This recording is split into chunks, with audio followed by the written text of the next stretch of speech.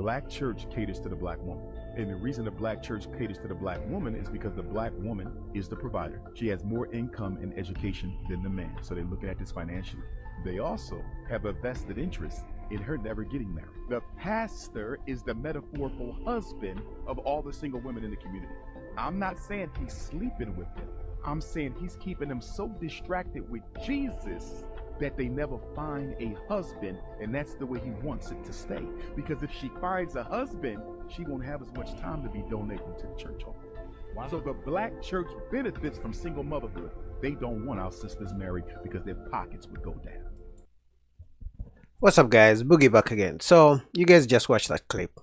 I agree with Dr. Umar Johnson. You will see that the ratio of men to women is crazy. Like, the gap is too big. Usually a few men and so many women, and there's so many reasons for that.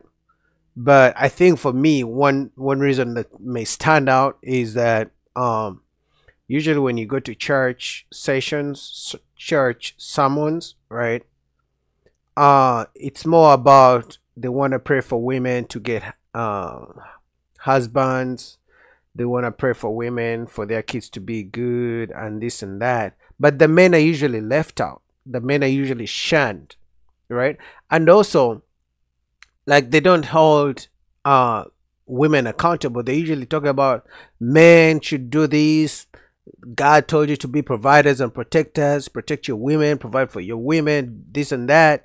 So the men usually feel like, okay, you're telling us to do all this. What are our women supposed to be doing?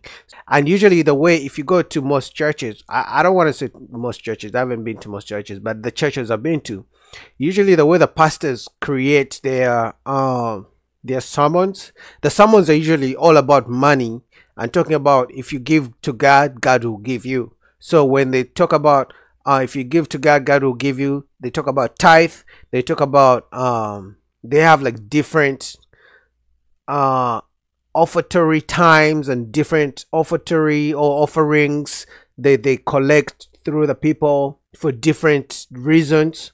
So usually they first tell you how if you give to God, God will give you, and then that's when they introduce something about we're trying to get money to get the pastor this, we're trying to get the money to get the pastor a car because the pastor is tired of walking to the church.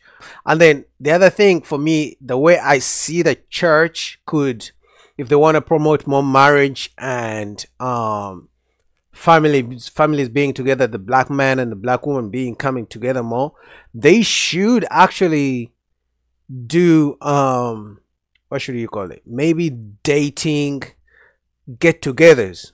They should do days where they call the single ladies and they call the single men, and then they get together and they talk. But what they usually do is, we're going to pray for you for your husband, maybe we're going to pray for you for your wife, and that's it. They don't give practical steps in how to find that person. Because it's one thing to say a prayer, it's one thing to pray to God to help you in your life to do ABC, but you actually need to take the actions to get what you want.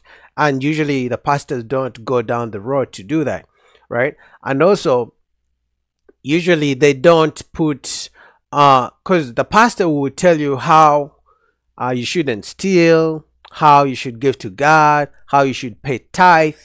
You know, they will preach to you how you should do all these nice things that God likes or that God approves. But there's one thing they're never going to do. They're never going to tell women to not have babies out of wedlock or to only have babies after you get married. They're never going to say that then, because it's going to be offensive. And if it's offensive to women, and women make up majority of the people who come to church, women make up majority of people who give offerings in church, the women are never going to show up. So what they do, they're like, hey, listen, we want the money, so we might as well preach to them what's going to make them feel good, because that way they will keep giving us the money. So on that part, Umar Johnson is right.